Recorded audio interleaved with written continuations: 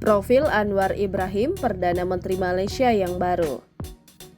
Ketua Pekatan Harapan Anwar Ibrahim resmi menjadi Perdana Menteri ke-10 Malaysia.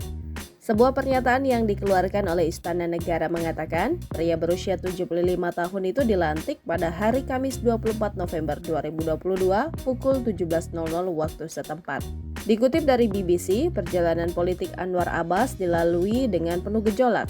Nama Anwar mulai dikenal sebagai pemimpin mahasiswa karismatik yang mendirikan Gerakan Pemuda Islam Malaysia.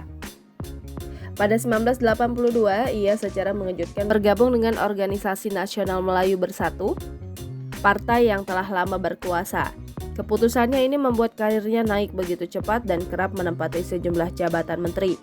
Pada 1993, Anwar menjadi wakil Mahathir Mohamad dan digadang akan menggantikannya. Namun ketegangan terjadi setelah krisis keuangan Asia tahun 1997, ketika mereka berbenturan dengan ekonomi dan korupsi. Pada September 1998, Anwar dipecat dan memimpin protes publik terhadap Mahathir. Itu adalah awal dari reformasi, sebuah gerakan reformasi yang akan mempengaruhi generasi aktivis demokrasi Malaysia. Anwar ditangkap dan akhirnya didakwa melakukan sodomi dan korupsi, tuduhan yang dibantahnya dalam persidangan.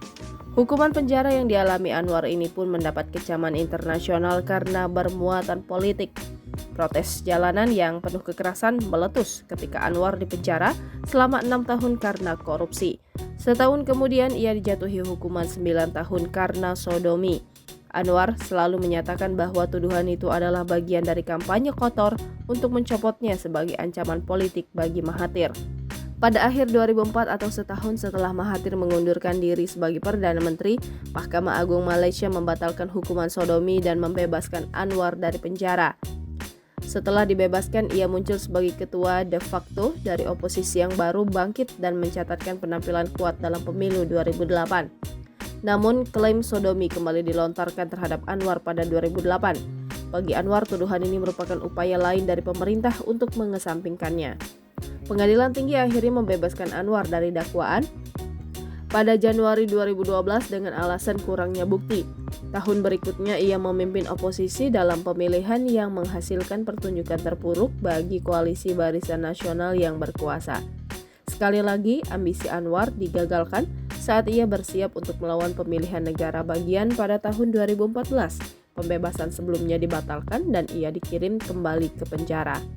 Dalam peristiwa yang mengejutkan, pada 2016 Mahathir mengumumkan kembali dari masa pensiunnya untuk mencalonkan diri sebagai pejabat tinggi.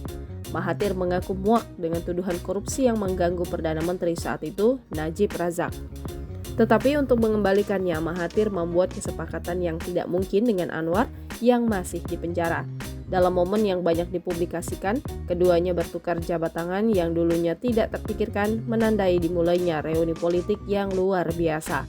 Mahathir memimpin aliansi Pakatan Harapan, meraih kemenangan dalam pemilihan penting di tahun 2018, mengakhiri rentetan 61 tahun berturut-turut Barisan Nasional dalam memerintah negara.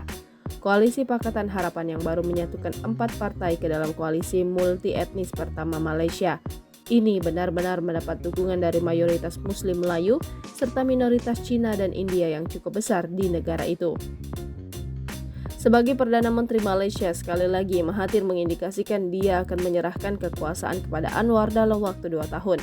Ia juga memenuhi janjinya untuk membebaskan Anwar dari penjara dengan memberikan pengampunan penuh.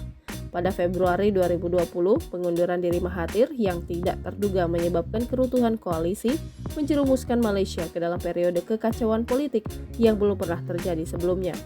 Dalam pemilihan sela pada Oktober lalu, Anwar tampil dengan suara terbanyak. Jangan lupa subscribe, share, komen, dan like ya!